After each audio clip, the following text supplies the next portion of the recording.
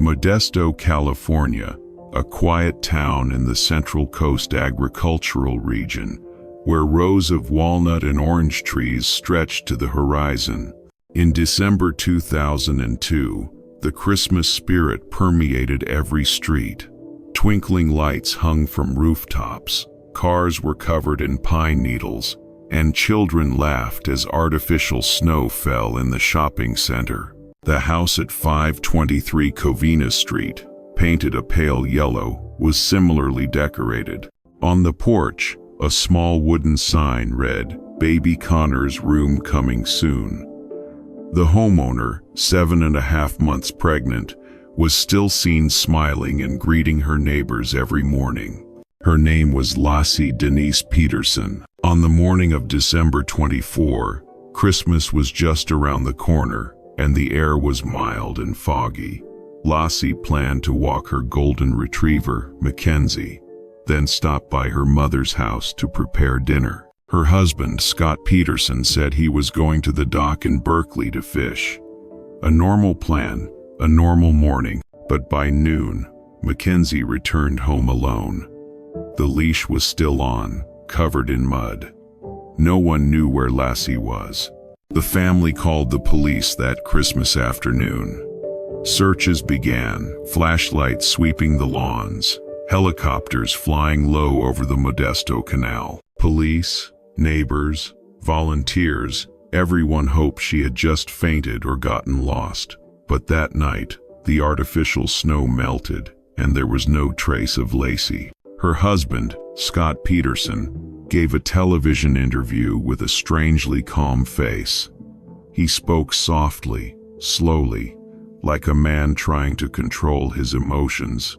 "I just want her back, and Lassie and the baby. I can't imagine Christmas without them." But in the eyes of the viewers, something seemed unreal. Maybe it was the way his eyes drifted when he mentioned his wife's name, or the forced smile when the reporter asked him what he hoped for. In a society where the media is a magnifying glass, a person's silence can sometimes speak louder than words. The search continued through January. More than 1,000 people joined in, hundreds of flyers, hundreds of phone calls. Meanwhile, rumors began to spread. Someone said Scott had someone else.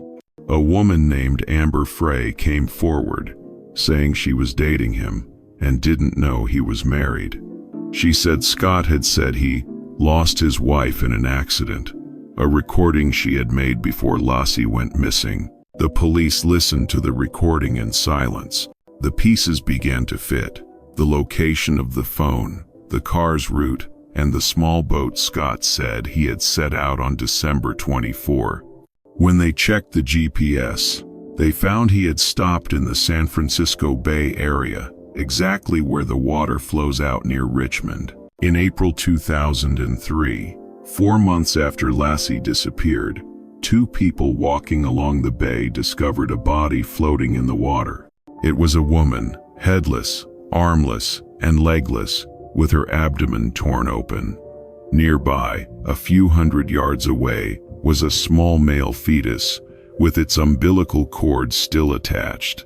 The autopsy revealed that it was Lassie Peterson and her unborn child, Connor. The news shocked America. People wept, were outraged, and asked, who could do such a thing? Scott Peterson was arrested 2 days later, driving near the Mexican border. He had cash, a fake passport, a knife, rope, and hair dye in his car. When he was handcuffed, he said only, "I am innocent." Scott Peterson's trial played out like a TV show throughout 2004. The press dubbed it the trial of the century, because it had all the makings of a modern tragedy. A beautiful couple, a peaceful home, a Christmas that never came, and a lie that shocked the nation. The prosecutors laid out every detail. Traces of concrete left on the garage floor, hairs of Lassie found in the pliers, GPS tracking of the body, and text messages Scott sent to his lover, Amber, even on the day of the funeral. When a photo of Lassie holding her pregnant belly was shown in court, the room fell silent. They said there was no need for proof, just look at his eyes. The defense tried to argue that Lacey could have been kidnapped, that there were no eyewitnesses, that Scott was just a panicked husband. But each defense only made the crowd more angry. In America, the court of public opinion is sometimes harsher than the law. On the 12th of November 2004, after a 7-month trial, a jury found Scott Peterson guilty of first-degree murder of his wife and second-degree murder of their unborn child.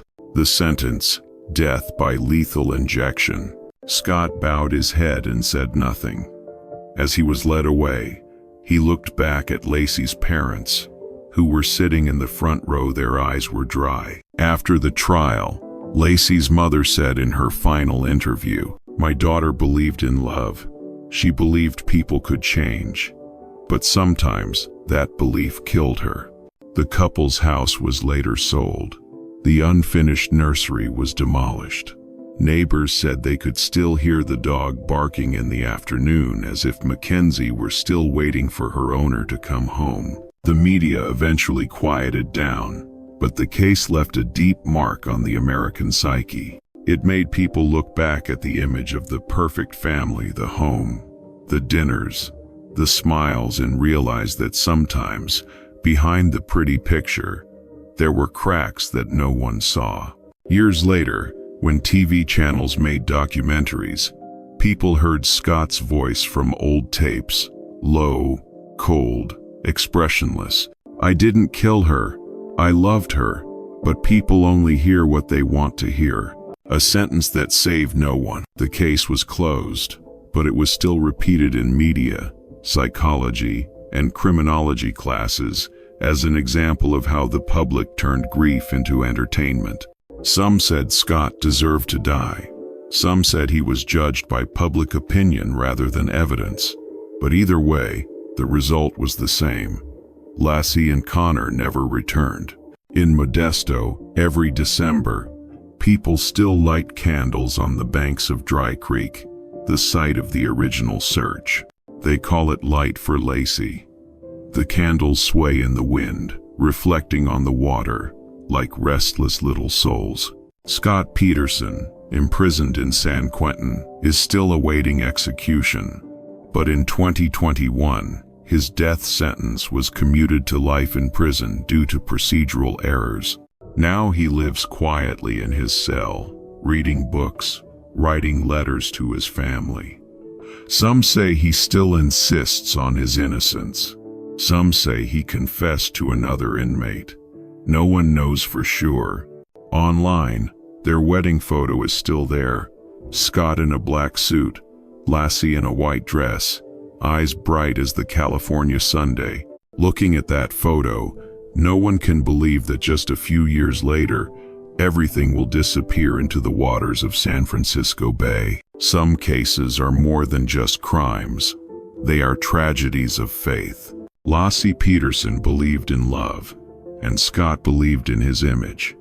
When those two beliefs collided, all that was left was a void, a place where the truth was colder than any lie. At night, Modesto was quiet again. On Covina Street, the yellow house had changed hands. But sometimes, neighbors said they could still hear a faint laugh as light as the wind, coming and going.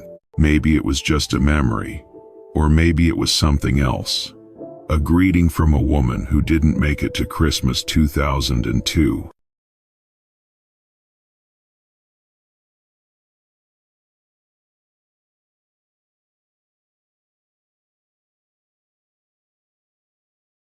March 1979. New York was covered in a thin layer of fog, the early morning light reflecting off the glass buildings like old ice. The sound of car horns echoed from the avenue, mingling with the wind whistling between the narrow walls of the high-rises. On the corner of West End Avenue, a fall had gathered a crowd. A body lay motionless on the cold sidewalk, its black coat spread out like broken wings. Police cordoned off the scene. Initial reports suggested it was a suicide. A man named Ronald Opus, 39, had jumped from the 10th floor of the building where he lived. No one heard a scream, only the dry impact of his body hitting the concrete. But the autopsy revealed something strange. Death had not come from the fall. There was a single bullet wound in the middle of the victim's skull. The bullet had passed from right to left temple, its trajectory horizontal, not consistent with a fall from a height. As he hurtled through the air, Ronald was struck by a bullet between the 10th and 9th floors. The medical examiner, a silver-haired man known for his meticulousness and calm, realized that the incident was no ordinary suicide. Someone on the 9th floor had fired the gun at the exact moment the victim fell through the window. The investigation began to expand. The 9th floor was home to an elderly couple. The husband was a veteran, living on welfare and cheap alcohol. He often carried a small gun to scare his wife when he was angry. Neighbors were accustomed to the sound of breaking objects and test shots in the middle of the night. On the day Ronald died, the couple had argued again. The husband pulled out a gun, pulled the trigger, thinking there was no bullet in the chamber. The bullet went through the window, flew out, and coincidentally met a man falling through the air. The police determined it was an accidental shot. The gunman had no idea who was outside. But the problem did not end there.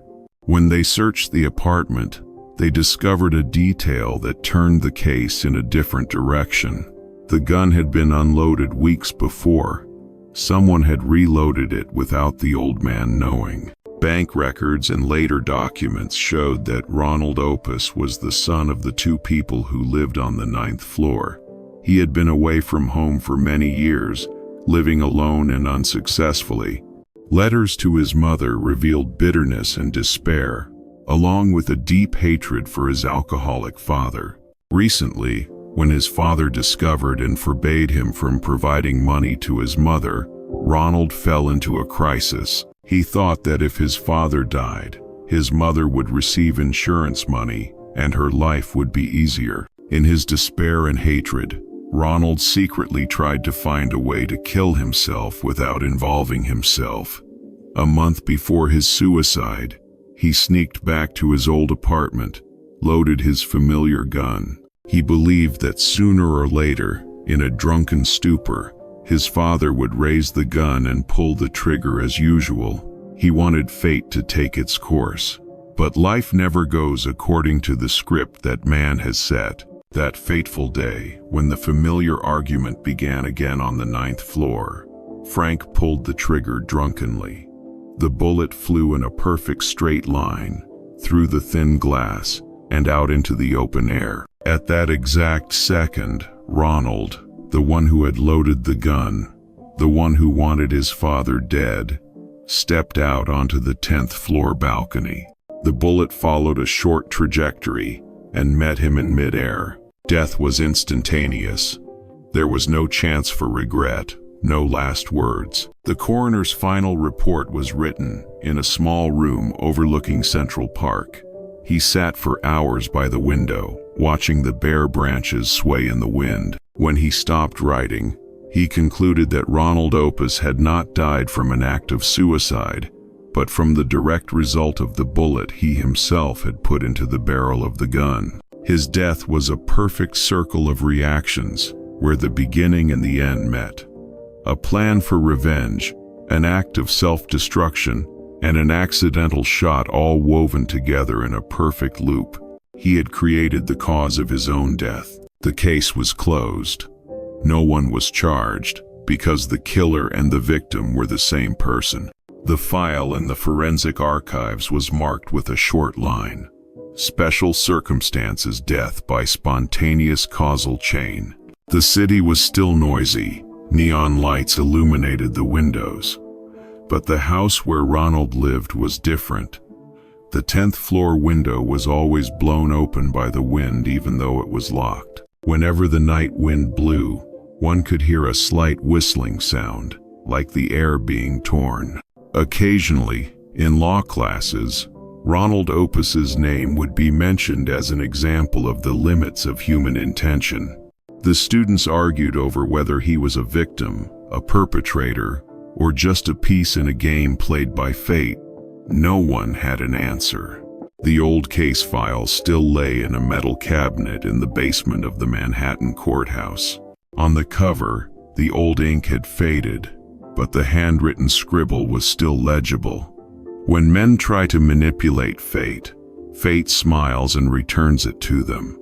To this day, no one is sure if Ronald is real or just a story told in the investigative community to illustrate the fragile line between crime and accident. But regardless of truth, it still lives as a metaphor for humans, those who always think they control the path of the bullet, until they realize that the flight path is only a reflection of their own hearts. Outside the 10th floor window, where the wind still blows, the city lights up.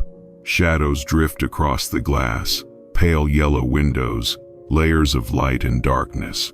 No one mentions Ronald Opus anymore, but every time a light goes out, it seems like something still falls through the space, silently, soundlessly, like the memory of a moment when man and fate change places.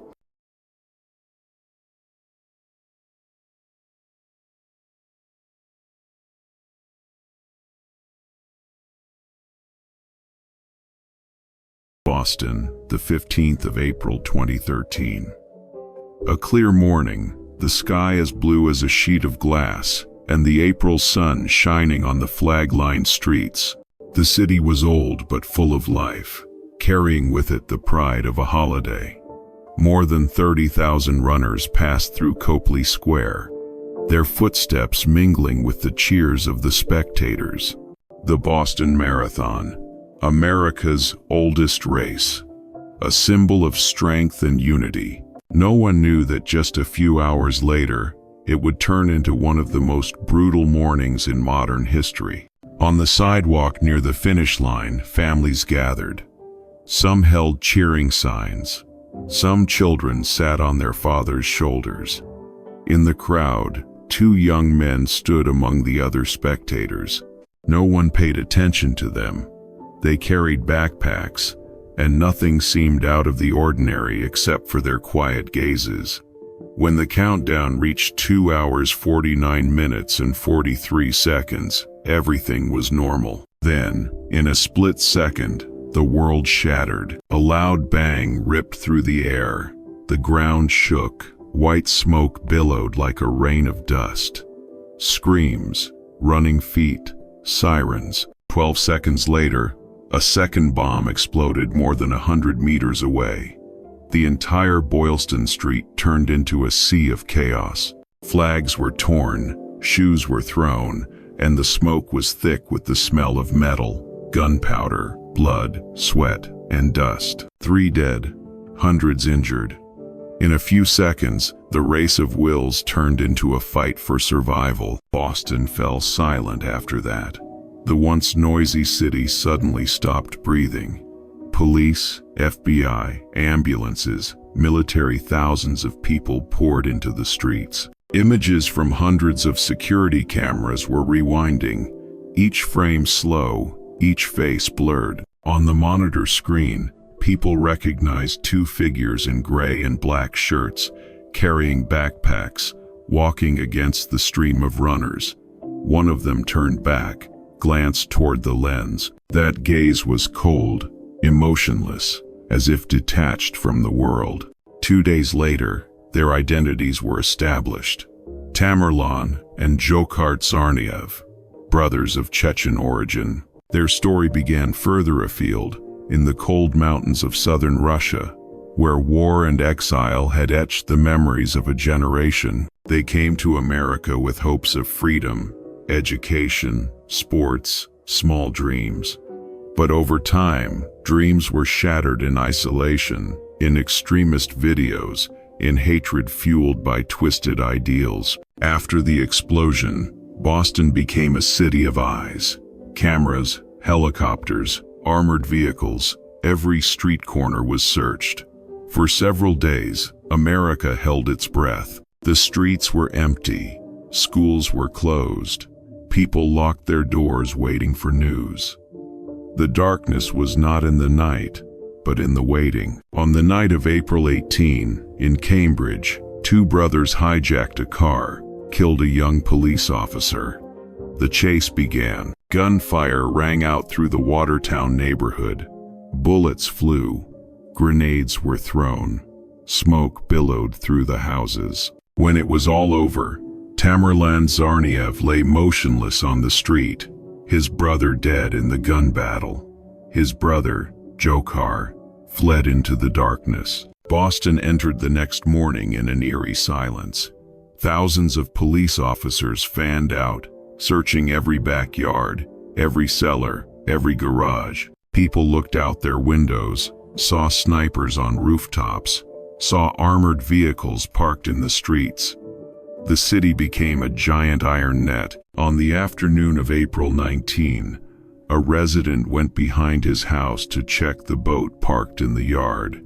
He saw blood, and inside, a figure curled up in the darkness. When the police closed in, Dzhokhar Tsarnaev, 19, was found wounded and exhausted. On the side of the boat, in his own blood, he scrawled a few lines, a justification for an action the world could not understand. Boston breathed a sigh of relief.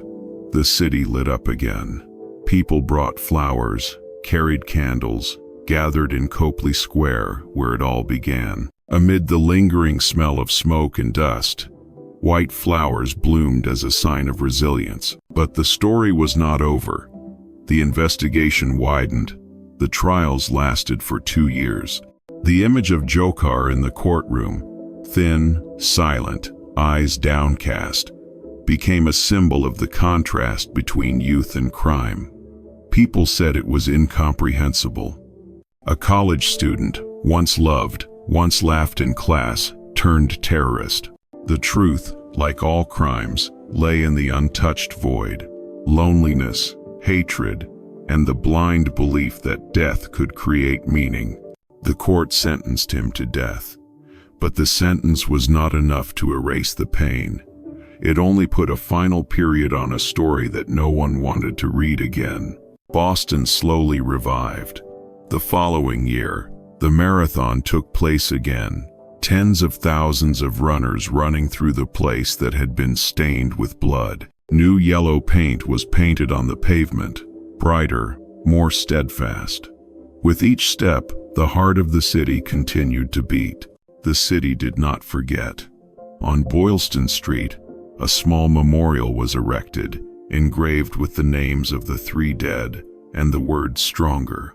Every year, on April 15, candles were lit, their light flickering in the Massachusetts sea breeze, reflecting off the glass walls of the buildings. People did not talk about the explosion, but only about the people who stood by the nurses, the passers-by, the trembling hands bandaging others amid the smoke and fear. Justice had come. But justice in cases like this is not victory, but the acceptance that people can destroy, but can also heal. As Boston slept, the lights from the memorial still burned. On the pavement, the small cracks from the explosion had been patched. But if you looked closely, you could see that the dark spot was lighter than the rest. A scar, no longer painful, but still there. Like a memory, like a reminder that peace is not a natural gift, but something people must hold on to every day. 10 years later, the children who were frightened that day have grown up. They walk through that street every morning, carrying backpacks, listening to music, and not looking down at the road. But when the wind blows gently, when the sound of shoes echoes on the asphalt, sometimes people still feel something hard to name. A small silence between the familiar sounds. Maybe it is just the memory of the city, or maybe it is the breath of those who have fallen, reminding that in every moment of peace, there are still silent souls keeping it alive. Boston, where the race stopped, and also where it started again, with human legs and hearts that refused to fall.